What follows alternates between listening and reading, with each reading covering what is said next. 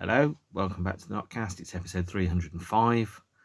I know, is Mark ever going to run out of things to talk about? Possibly, because as they said in Fight Club, on a long enough timeline, the survival rate for everything drops down to zero. It's the 19th of July, 2023. It's another stifled Wednesday night here in the United Kingdom. And today I am going to be talking about a sort of cult band, which you can tell from the title, and their year 2000 album, Naked Self, and the period immediately before and immediately after that, and the releases that sit next to it, on the grounds that it felt like it was the right time to do it. I, as you probably know, go chronologically through most bands that I like and their discographies and their histories, with my interjecting personal stories about my own life and my relationship to that record at that period of time. So we will start off talking about Naked Self with a little bit of biographical information about the album itself, released in early 2000 on Nothing Records being Trent Reznor's record label. And this is probably my least favourite of the albums for a number of reasons, which I will explain. Not that it's not good, it's just it doesn't resonate with me the way some of the other albums do. And there's loads of reasons behind that. I've changed, the band has changed, my life changed. There were lots of things that were going on at the time which made things feel like the band and I were going in very, very different directions. I think this was released in late February of the year 2000. My life had recently undergone a pretty catastrophic change in early February 2000, which I will detail, which explains why perhaps this record is one that I don't have very many, if any, happy memories of at all. Now, the road to even getting this album released was pretty difficult. It started recording post 1995, post the Hanky Panky Covers album, which, as I said before, I am not a fan of covers albums, and I'm never going to be a fan of covers albums. And so post 1995, the lineup of which had changed beyond the version of the band which I'd grown to know and love into something new, just wasn't. It just didn't feel like it was a band anymore. It felt like it was an extension of a Matt Johnson kind of solo project under the band name, whereas previous releases by the band had felt to me very much that they were obviously every band has a prime minister, and Matt Johnson is the prime minister of the. Every band feels like it's an extension of a set of collective ideas and egos. The previous ones had felt like they'd been stewarded in the right direction. This one felt that the band had gone in a very different direction from everywhere else. So the first time I saw the was at the London Garage, also known as the Town and Country 2, way back in the annals of history, on the 31st of January in the year 2000. The band played some shows in late 1999 in New York and America. This was their first European show in 7 years.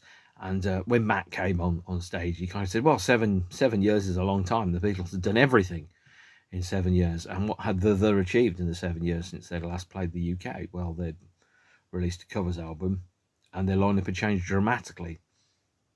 And that was it in terms of public output and activity. I can understand the machinations of the business that made perhaps the not attractive in the year 1999 to 2000. The record itself is not a pleasant or welcoming listen. So you think about the earlier the albums, Infected, Soul Mining, Mind Bomb, for example. These are, or those were, literate, somewhat alternative rock albums. Naked Self is a very different beast indeed. In fact, if you'd listen to it, you might not even think it was the same band. You might think that the singer had split up the band and gone solo and gone in a whole new direction that the other version of the band wouldn't let him be in, which is why he'd gone solo. So to me, it feels really very much like it's a solo album and Matt Johnson's left the band, of which he is the only member, but he's kept the band name. Sounds a bit Guns N' Roses, that. But it kind of makes sense. So it started off with a bunch of recordings. There's a pressure on the band to deliver hits post 1995, post the Hanky Panky album, and the Matt left the UK in 1996. He started a new relationship. Like some other bands of roughly the same age and vintage, he became more international as opposed to being British. So around about the same time, for example, Depeche Mode stopped being a British band because half of them lived in America. Morrissey moved to LA, I think. And the band felt like it rotated out from being a British band to being an American band that happened to have a British singer. And that brings with it a completely different set of cultural touchstones, a completely different set of sensibilities, ideas, and sounds. So DC Collard, who played with the in 1989 on Mind Bomb and the associated tour with Dusk as well, and the Lonely Planet tour, started off at the recordings for this album, but kind of faded out of participation over time, and the new members kind of came in. So Eric Schmierhorn, who'd been in Tin Machine, there was Spencer on bass. I think he played for Willie Nelson or somebody, and Earl Harvin on drums, effectively creating this dark, gritty sound that was unwelcoming, a kind of modern take upon the blues. And they worked through a number of recordings, instrumental recordings and variations of those instrumental recordings, creating stuff but not committing to lyrics. Matt was having difficulty writing lyrics. I am not necessarily sympathetic to having difficulty to writing lyrics. My writing, when I write lyrics, they tend to come very, very quickly. They tend to come in 10 or 15 minutes. And I kind of write something probably every 2 weeks or so. And I've been doing that since the age of 18. It's, to me, as natural as breathing. And to me, having to write lyrics it's never seemed like it's been difficult for me. Now, there is the cliche, I think Hemingway said it, that a writer is a person for whom the act of writing is harder than it is for anybody else. Maybe that's true, but on the flip side of that is, if you can't write lyrics, don't write lyrics. Let somebody else write the lyrics. And if you've got an absence of things to say, I don't think you're necessarily paying attention, really, because I have no shortage of things to write about in terms of my life or my relationships or my people or my worldview or politics or the world or anything. That I'm looking at everything and thinking, I've got an opinion about this. I've got a vision which I want to communicate about it. And sometimes, and I've put this up on the Twitter, is I said, well, should I read out some of my verse? And 2 of you said yes, and 1 of you said no, and that's probably because Twitter is now a hell site that's been totally musked. And so for me, for this period, it just went incredibly quiet. My life changed dramatically. So the world that they were being born into in late 1999, 2000 was extremely different from the year 1993. A lot of the band's then contemporaries, The Cure, New Order, Depeche Mode, were either dormant or split up or commercially in freefall. The world had changed. The fan base had changed. If you were, and if you were 21 or 20 when Dusk came out, by the time this came out, you were 27, 28. Your life at the age of 27, 28 is going to be substantially different from your life when you're 20. Hopefully at that point you will be in your first or you will be in a major successful adult relationship.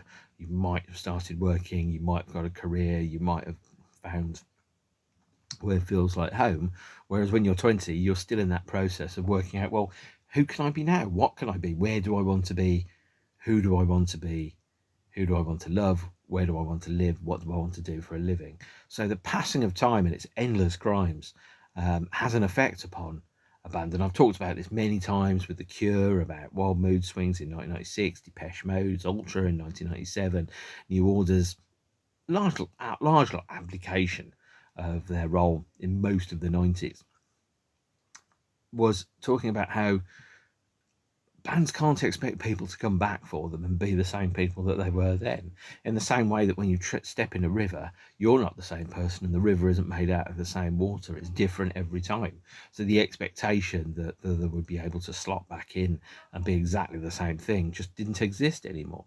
So most of this album was recorded in New York at a studio called Sear Sound, which was used by David Bowie. And Eric Schmierhorn and Earl Harvin weren't making enough money out of being in the band So they were doing session work in order to survive. I was recording with David Bowie, for example, and played on some of that material. I think he plays on a Guns N' Roses demo or a Nine Inch Nails track as well, or something like that. But he's an excellent drummer, by the way. Completely understand why I did it. Whereas also there were major life changes that were happening. Matt and Eric became parents, and they became, they moved into a different phase of their life. And Spencer on bass. I did say Willie Nelson earlier. Not so cool. He was actually defected from Kenny fucking Rogers, of all people. And whilst I understand that Kenny Rogers will pay the bills, good God, that music's fucking atrocious. It really, really is. And Gail and Dorsey was playing bass with the and Earl Harvin, and Gail went on to play in David Bowie's band and Tears for Fears and a number of other. So there's kind of like a rotating kind of cast of session musicians that slowly gravitated towards a set lineup. So early recordings were under the name, or more correctly, were planned for an album that was originally planned to be called Karmic Gravity, and that didn't transpire. And then it kind of went through another iteration, and then it was kind of titled Gunsluts. There's one track from Gunsluts that's been released officially here on a one-track CD. This was sold from There's merch store on the 2000 tour, and it was overpriced. I think it was £5 or £10 or something. And there's a flyer for the NakedSelf album that was included within it at the time, and also a promotion for the CD, for the CD single, which was, I think, Shrunken Man. And Gunsluts as a title track is a dense, heavy instrumental. It's not particularly promising. Kind of listened to it, and I was just going, I don't see how you could put vocals onto this. But then they were prolific in terms of writing lots and lots of unfinished instrumental pieces that never had a vocal that went against it. And then in December 2020, only 20-something years after it was released, the first of the official bootlegs was sold from the website. And this, I think, features 6 or so tracks from Gunsluts available in an instrumental form. So these tracks are Boiling Point, Lava Lamp or Love Lamp, Fuckwit, Kid Killers, Ectoplasm, and 60 BPM. There was also an extra track, Psychic Sauna, which was broadcast on the radio and on a podcast in 2010. But by and large, Gunsluts was unfinished and never had vocals for it that were released. And it's largely just a set of instrumental tracks. Now, the official bootlegs, by the way, are absolutely essential pieces of the puzzle. I get the feeling that the official bootlegs that have been released kind of exist in the place of bonus discs on expanded reissues because of various record company shenanigans, which I have strong opinions about, which have prevented the other albums being in print on vinyl and expanded editions being released on CD and DVDs as well. I have a very low opinion of their former record company in that particular respect. Matt saw Gunsluts as being almost his version of Lou Reed's Metal Machine music, whilst it was later re-recorded in the mid-noughties. It was shelved because it didn't have any commercial prospects.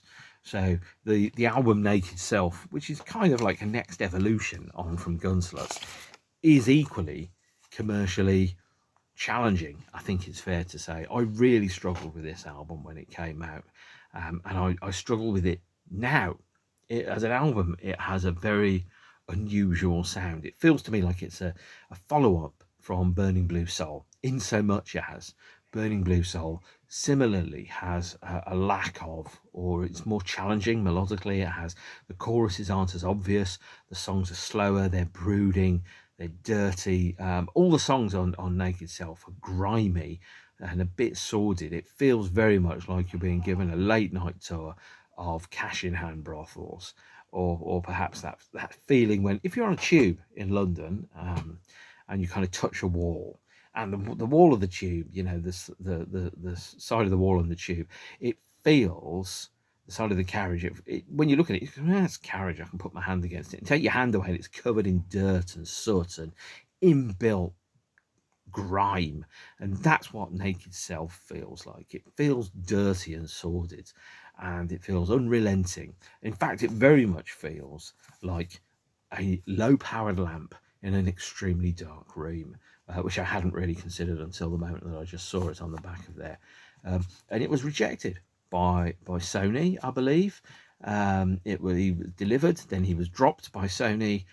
They gave him the album back, but it did not wipe out the debt.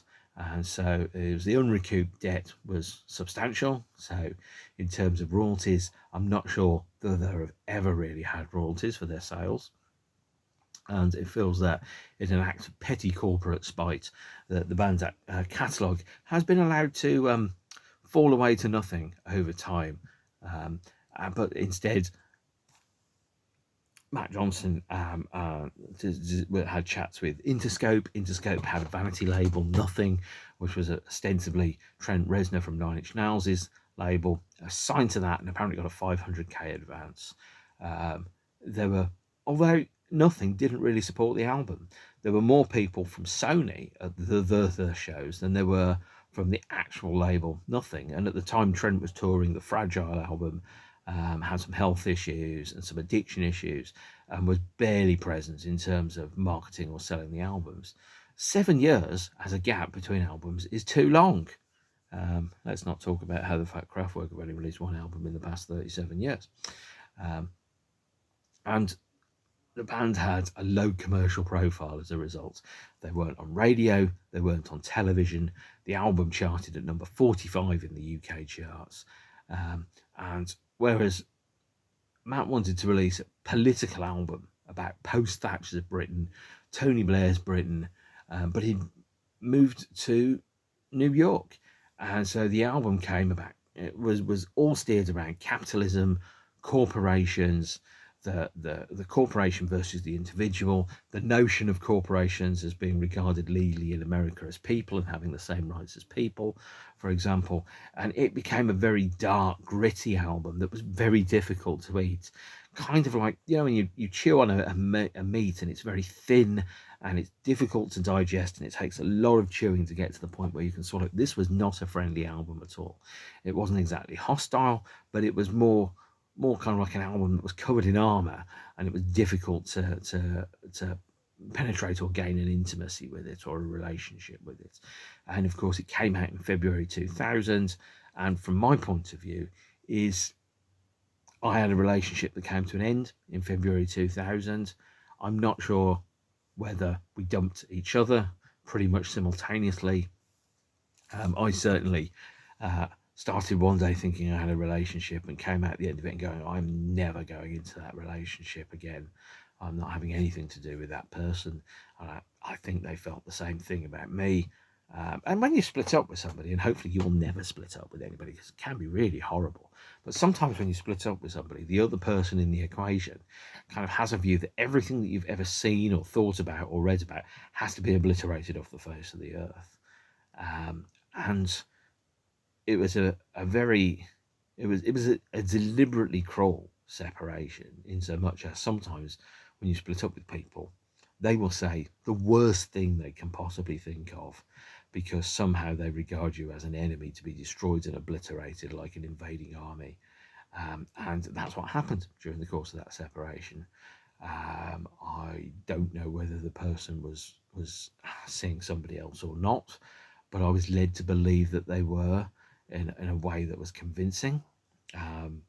And I was very much of the opinion, on that particular day in February 2000, where I kind of thought, well, they're welcome to you, because if this is how you're going to treat me or anybody that you claim to care about, you don't care about me or anybody else.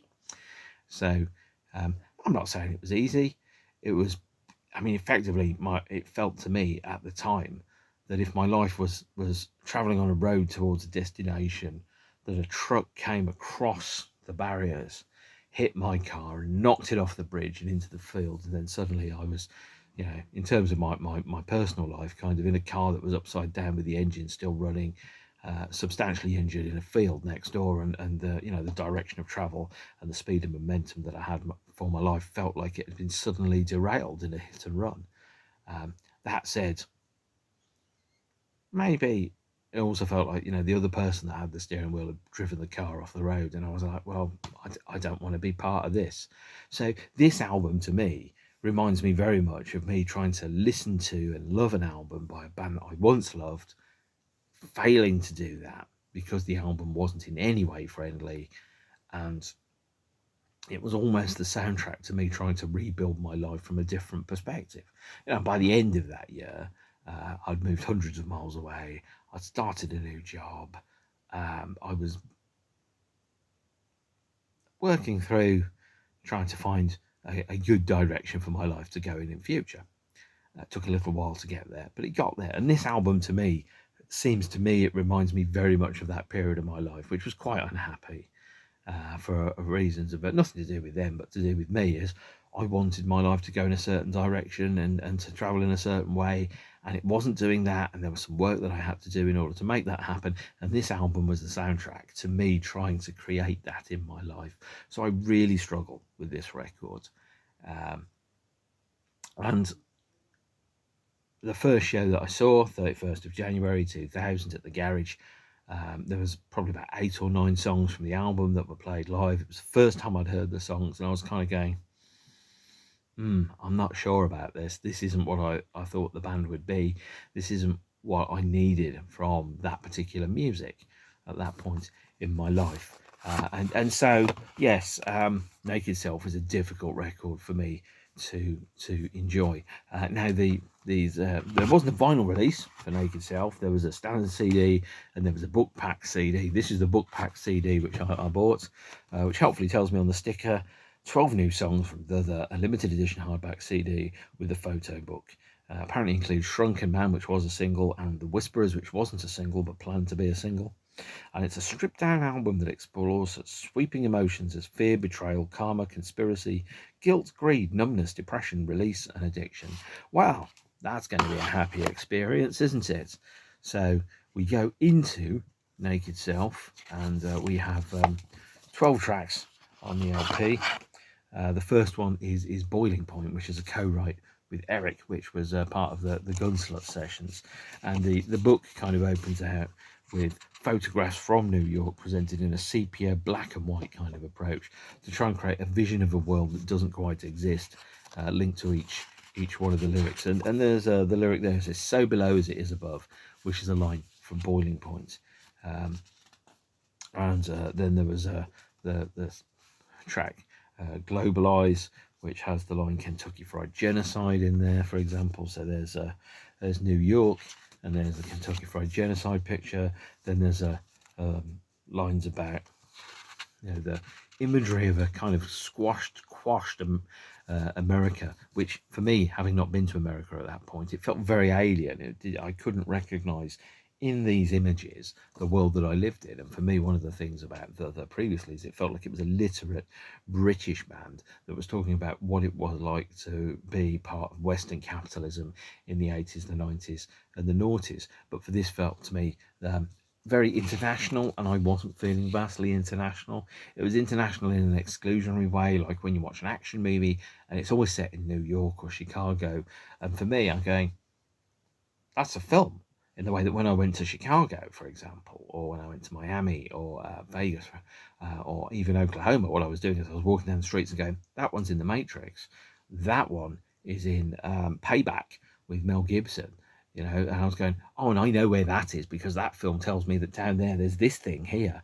And it was a case of, it felt like when I went to America that I was walking into a film set that people lived in as opposed to walking into another country.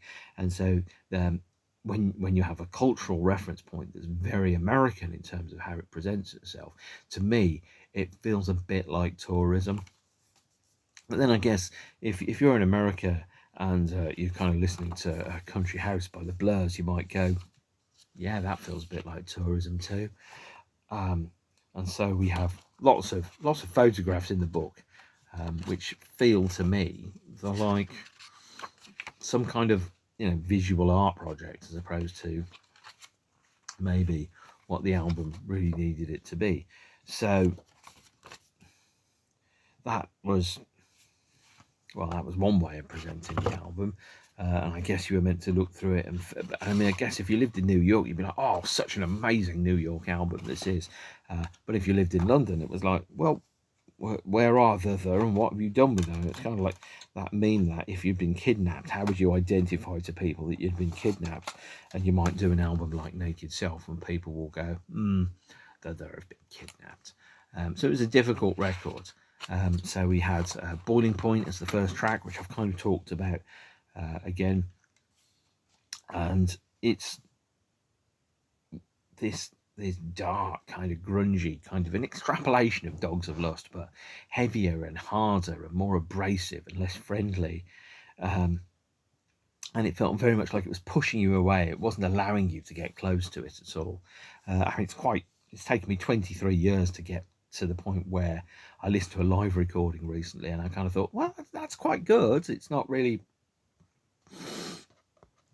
my type of thing, but I get that it's good at what it does, in the way that when I listen to Bowie's Man Who Sold the World, it's not the genre that I really get to. I listen to it and I go, it's really good for what it is, but it's not for me. And then we have that lyric that's in there around as above so below, etc., and that imagery around that, kind of exploring the hidden underbelly of the world, the secret world, maybe almost like an underground, looking at the pipes that exist underneath the earth, and the subway and the hidden city that exists underneath the actual city, which probably is a metaphor for the inner psyche of the people. Track 2 is Shrunken Man.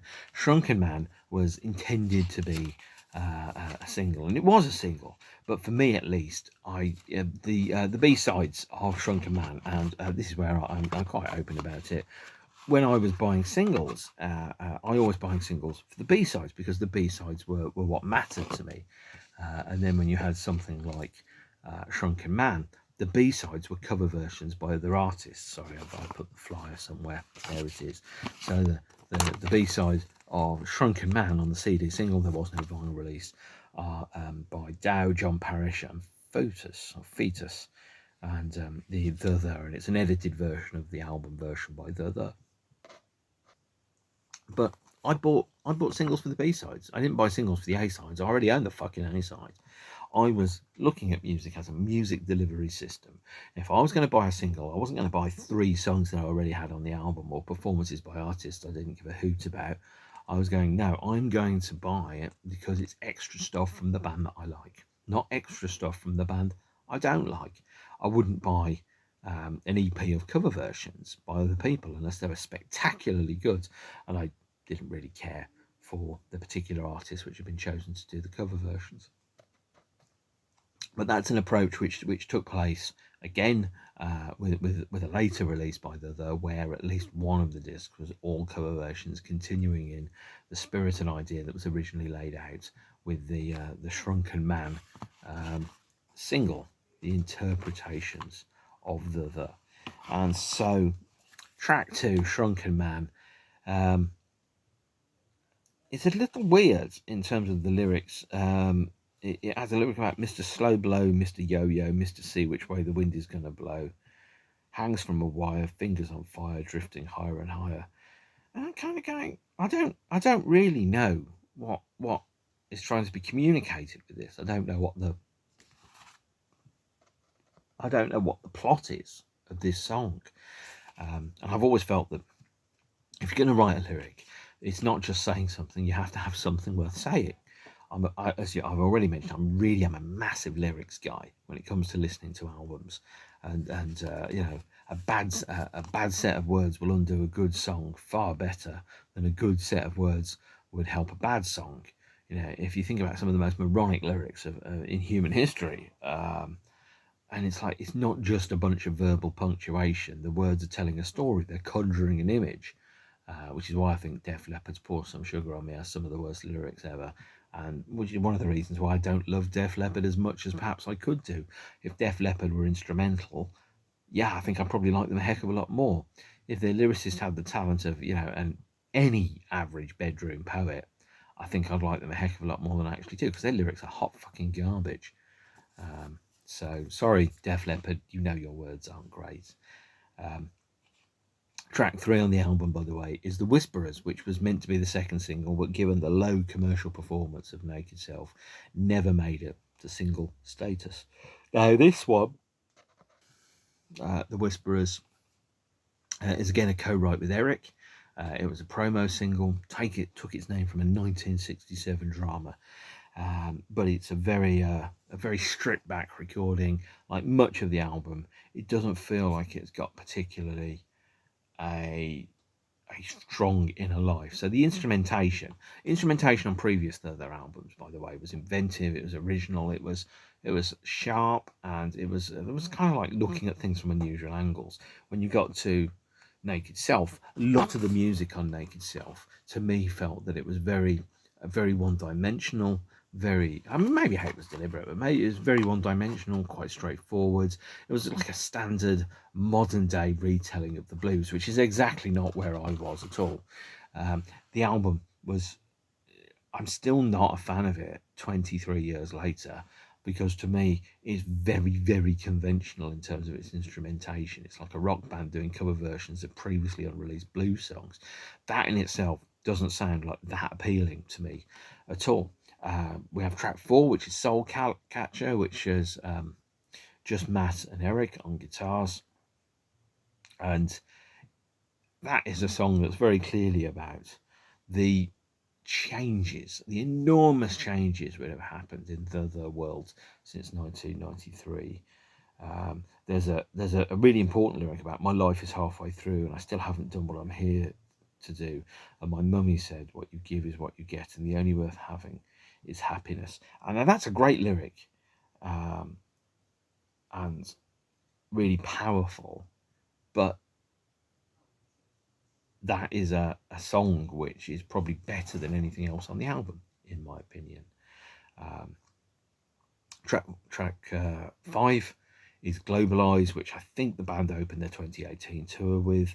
And what you'll notice actually is the name of all of the songs is just 2 words stuck together. So Boiling Point, Shrunken Man, The Whisperer, Soul Catcher, Globalized, December Sunlight, Swine Fever, Diesel Breeze, Weather Bell, Voidy Numbness, Phantom Walls, and Salt Water, and none of them have a space between them.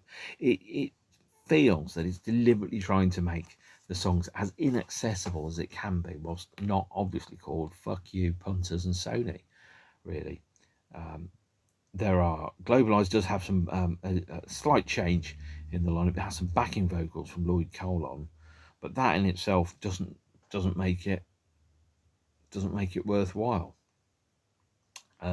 December Sunlight, which I think later got an appearance in a re-recorded, remixed and reimagined form as a single, is again a song written with Eric. Swine Fever is just Matt and Earl. Diesel Breeze is Matt and Eric. There's not very much in terms of looking at it and going, well, who else is that? Who else plays on this? And so Frank Ferrer, the drummer with Guns N' Roses and Psychedelic Furs, plays drums on Salt Water, by the way. So it's not Earl Harvey, it's Frank Ferrer. But overall, the impression is that the band is very, very different. And the only photo of any human being on the LP is that photograph there of Matt, which doesn't exactly help the conception that there is just one dude now. So we've got Diesel Breeze, which is a track from, or more correctly, a reimagined, revisited, reworked vocal version of a track from Gunsluts. We have Voidy Numbness, which is a song that talks about addiction and alcoholism and all those lovely fun things which it says on the front: fear, betrayal, karma, conspiracy, guilt, greed, numbness, depression, release and addiction. There's a lyric there which is around another drink, another girl, another life in another world, which is very close, by the way, to We Are the Road Crew by Motorhead. But at the same point, it's a song about trying to numb yourself to whatever it is that is reality, that perhaps you're feeling a little bit too much, and how the numbness creates a void, and that sometimes, when you stare at the abyss goes, nice person, I'll take it. And then suddenly the drink starts taking you, which is probably where the song is going for. But the album doesn't have, to me, it doesn't have any peaks. There's nothing on it that's particularly awful, but there's no peaks and troughs. It's all kind of operates in quite a steady emotional range, and that's the kind of thing that you have when if you're on certain types of antidepressants, where you don't feel particularly amazing, but you never feel particularly awful. You just feel kind of flat and in the middle. It's kind of like the spiritual equivalent of compression, or reducing the number of colours that you've got in your life to the point where your life becomes effectively newsprint. It's losing detail, but it's a not a great way to experience an album, and this being the last vocal The album to date. There has not been a vocal album of instrumental, or more correctly, not been a vocal album of The songs since in the past 23 years. It kind of makes me feel that this really doesn't feel like going out on a bang. So we've got co-writes from Eric on Voidy Numbness, also Salt Water, which obviously has Frank on drums. So there's 6 songs from the album that are co-written with Eric, formerly of Tin Machine, and also I think Iggy Pop's band as well.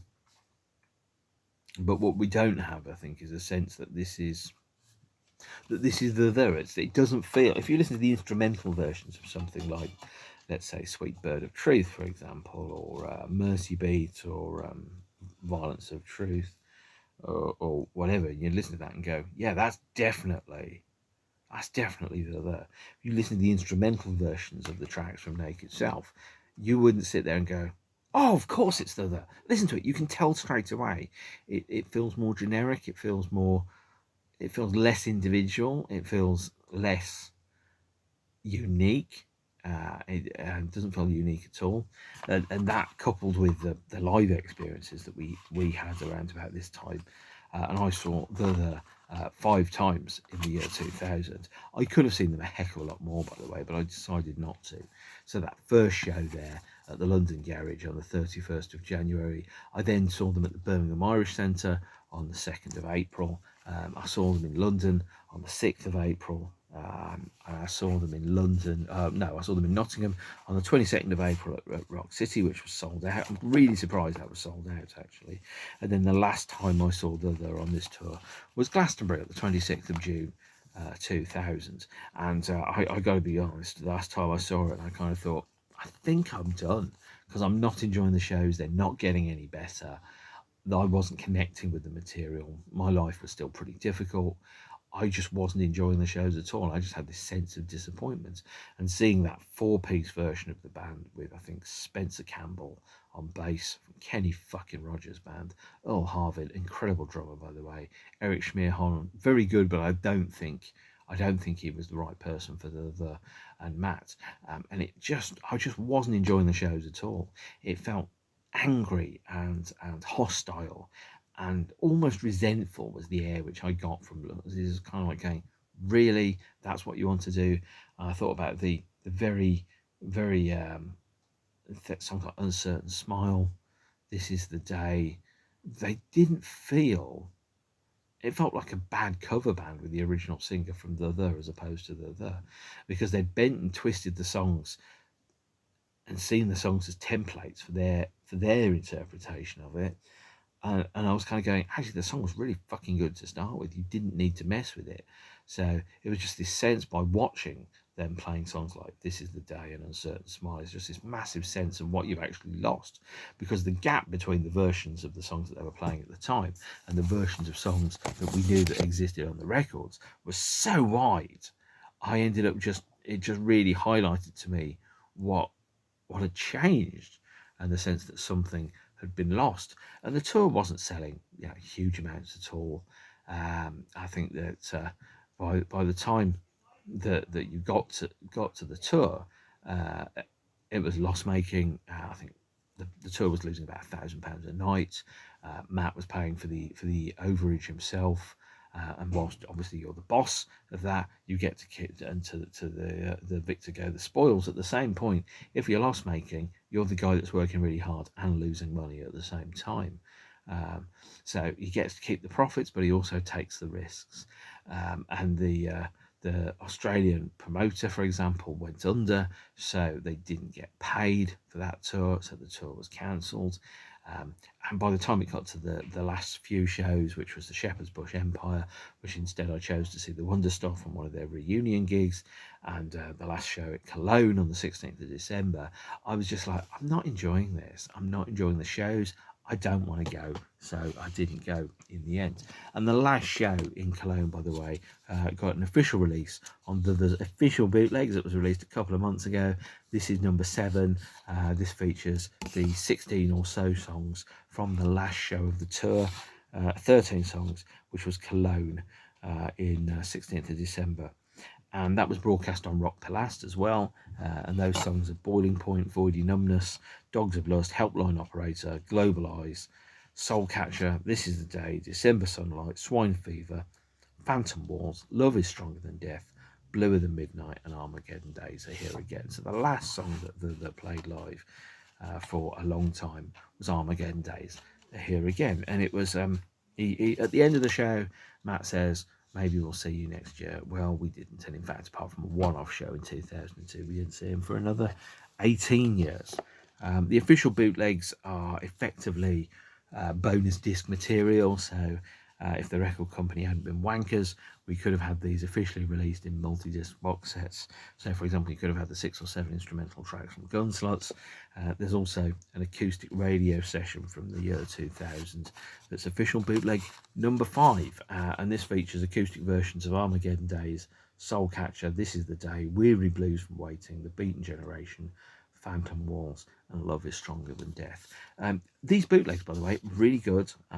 They are affordable, £10 each, and they're a nice way of getting the rare stuff from the band's body of work that perhaps should be better known. I really like the acoustic sessions on here. I'm not a fan of the live stuff on official bootleg 7, but I am a completist. I have to buy everything, and sometimes I think, well, the more I listen to it, maybe the better it will get. Maybe it won't. So 2001, completely silent, absolutely nothing going on. 2002, considerably busier year. They played one whole gig at the Royal Festival Hall as part of David Bowie's Meltdown. I didn't go because I was so burnt by how incredibly disappointing the 2000 shows were, that I just was like, I'm not going. I mean, I can't see that again. It was completely different, and apparently it was really good, and I wish I'd gone, and especially if I'd known it was going to be Matt's last gig for 16 years, I would have definitely found a way to go. But I was so burnt out and so disappointed by how disparate from my hopes the 2000 shows had been, that I was just like, I just can't face that disappointment again. And so what we did have instead was perhaps a slightly different approach. 2002 did see a number of releases, nothing new, but some interesting releases. So the first one, and this is pretty damn rare actually, is a double CD that was sold at the Meltdown show. It's a promotional CD with no barcode on. Volume 1 is called FilmMusic. It's an album called Silent Tongue, which contains 46 instrumental the tracks, some B-sides, many previously unreleased, some alternate versions of tracks, like, so for example, instrumental versions of things like Good Morning Beautiful or The Violence of Truth that are alternate performances, as well as instrumental the tracks like Long Shadows, and also previously unreleased songs like First Light, Burning Leaves, Autumn Rain, Running Water, Snow Melt, Super Imposter. They're all pretty good, and I wish this album was better known and had a wider circulation. In fact, because I hadn't gone to the show at Meltdown, because I've been burnt by the year 2000 shows, I didn't even know FilmMusic existed for a long period of time. I saw a copy in a MVE in London for about £22, and that was an instant purchase. Now this is staggeringly expensive. By the way, I think it's about £150 on Discogs. It's not worth £150. It's quite good, but it's not worth £150. And I wish the album had a wider and better release, and maybe with bootleg number 8, for example, would be quite nice. The second disc of FilmMusic is 45 RPM. 45 RPM is the hits and singles release from the year 2002, which tied in with ostensibly an attempt to maybe reclaim some of the losses which had happened. So Thother released a box set called London Town that contained the 4 studio albums with slightly different covers, being Soul Mining, Infected, Mind Bomb, and Dusk, as well as a 5th CD which contains called London Town Extra. This contains a track called In the AM, which is a 24-minute instrumental assembly of previously released and unreleased other material, and then a CD extra of Johnny Marr and Matt Johnson in conversation, and the video for a track called Pillar Box Red, which is on the Greatest Hits records. So this is the only CD which was exclusive to the box set. And you'd have thought, well, if you're going to put a CD into the box set and get people to buy 4 albums they already own, you're going to do something that's going to be worthwhile. Stick FilmMusic in there, for example, and have them previously unreleased the other album. No, you have 24 minutes of instrumental material that's on this as well. So between London Town, In the AM, and FilmMusic, Silent Tongue, you get about 100-ish minutes of mostly previously unreleased other music that's pretty obscure and difficult to get. And instead, for most people, you've got 45 RPM, a digitally remastered set of singles and A-sides in their original single mixes, 3 new songs, and on CD2, some remixes. So you get the 12-inch versions of Uncertain Smile, Perfect, Sweet Bird of Truth, Infected, Armageddon Days, Violence of Truth, Gravitate to Me, and Dogs of Lust. You don't get the remixes of Violence of Truth. Oh no, you do, but you don't get the remix of Soul Mining, for example, which still hasn't been on another album officially on CD. And you get 3 new songs on 45 RPM. So you get a remixed, re-recorded version of December Sunlight called Cried Out. You get a track called Pillar Box Red, which was about going back to Britain and adjusting to a new and unusual Britain, which looked like the Britain which you used to know, but had been changed because obviously he'd moved away from New York. He'd moved away from Britain and gone to New York, and then came back and was like now seeing London through the eyes of a tourist. And then a track called Deep Down Truth. They're pretty good songs, but realistically, there's only 3 new songs on that. Since there isn't another the vocal album that was released after 45 RPM, it's worth getting. But you know, if there was another one that came out in 2003, I would have said you don't necessarily need this. What happened next was basically radio silence. I think, having been treated unhappily by the label, Matt made a decision. The ultimate sanction is to withdraw one's labour. And not having had any royalties, for example, he'd found himself in debt. Cash flow was difficult, and he effectively walked away from it all between 2003 and 2010. He licensed the band's music to adverts, which generated an income stream. He created his own home studio. He bought a derelict property in London, did it up, effectively became a landlord, as far as I understand it. Rented out most of the building to artists and businesses, and used a floor of the building for Thother and its own organisation, as well as doing the landlordy stuff, and effectively turned Thother into a self-sufficient, low-key, low-income kind of part-time musical hobby that could pay for itself, doing stuff by licensing to adverts and soundtracks and so on and so forth. He used the profit to survive, because effectively the music industry, as we know, in the mid-2000s, the arse fell out of the profitability of the industry. It was very, very difficult to maintain a profitable way of working. He moved to Sweden, to Gothenburg actually, to a place called, and I've never pronounced this before, so I know Hannah in Sweden will laugh at me when I say this, but she won't ever watch it. Paradisgatan, which is apparently oppressive and gloomy. I've never looked it up. It's probably a small village somewhere with lots of snow that's quite cold. And effectively started again as a musician who simply just ran out of lily pads to hop onto. If you think a new album would be a way of being able to generate an advance and then using that advance to tour and then coming to the end of that, if you're not making money out of it, you can't carry on doing it. And this is one of the issues where especially when the government currently talk about low value degrees being degrees where if after 15 months you're not in employment that's related to your degree. Okay, well, actually, things like art and culture and stuff like that are really, really important. And if you reduce the ability of people to participate in the arts creatively to people that have just got money, you end up having a very, very small and frankly mediocre talent pool. Because what you end up is people that have got great talent but don't have money simply can't participate. And this is what happened here, is that for whatever the multitude of reasons that existed were, is Matt was not able to financially make us a decent enough living out of being in there to continue making records. I think if financially it had worked, he would have continued doing it. But having been treated by the industry in such a generally unpleasant fashion, and I get the impression that the record label, certainly the old record label, had a very low opinion of the other and thought he was just another stupid wanker artist that they could rip off and keep as some kind of tax loss. Is that he effectively withdrew his labour and went on strike because he wasn't getting paid for the work that he was doing. Completely understand that. Such a shame, because we missed out on a lot of great material as a result. Because if the push comes to shove, you've got to earn enough money to be able to put food on the plate and to pay the rent. And if you can't do that, you have to do something else that does do that. And you end up making the music as a part-time hobby or the sole preserve of the rich and the affluent. And that is one of the reasons why the other have not released a new studio album of original vocal songs since 2000, because it's just not commercially viable to do so.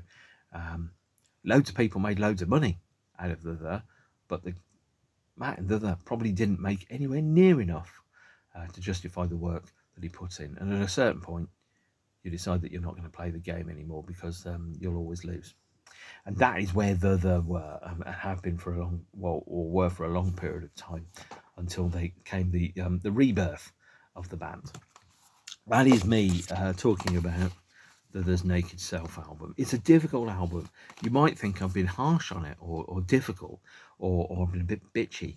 It's not my favourite of the other album. It's not bad for what it is, but it's not what I wanted. It's not what I needed. It's not where the world was at the time it came out. And that was reflected in the album's commercial performance. I listened to the live material from Cologne on Bootleg 7, available from the.com. Do go and buy it if you like their stuff. And I warmed to it. I thought, actually, taken at a 23-year distance, they're really good at what they do. I don't necessarily like what they do, but I can tell that they're really good at what they do. And that band seems to have gelled and formed a cohesive unit. But at the same point, watching them perform songs like the This Is the Day or Uncertain Smile, it just reminded me of everything that the band weren't compared to everything that the band had been. And I was like, I'm growing apart from the. Now, over time, I think the band have changed direction, and I've moved back to this. I never stopped loving the old stuff. And I will defend to the death the right of artists to create new material. I also defend to the death the right for me to have an opinion about that new material and just to say, does it work for me or not? And if it doesn't, then I'll find something else that does work for me. But that is where we were, and that is what we were doing. And you can't go back and relive your life and take a different approach. You have to live with what you know and what happened at the time. So that is there's Naked Self, the 2000 album, the 2000 tour, the FilmMusic compilation, and the 45 RPM best of as well. That put the band effectively at an end for a period of time. The went on hiatus. The next time I talk about the I'll be talking about the current phase of the band's existence and what they're up to these days.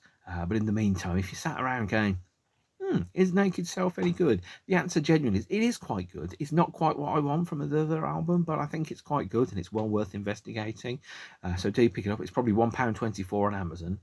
Either that or it's about £400 because it didn't sell very many copies at all. And it's, of course, on YouTube, as indeed is a version of the Cologne show, also featured on Bootleg 7 in full on YouTube. So I'll post a link to it in the comments. So take care of yourselves and each other. Stay beautiful. Please, if you don't subscribe, please do subscribe, because it pleases my my little ego to see those numbers go up ever so small, tiny, fractionally, but matters.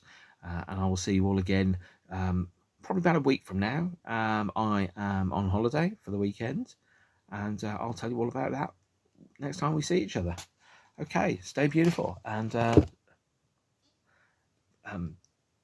was going to say see you next year, but that's not how it works. As the Ramones said, adios amigos.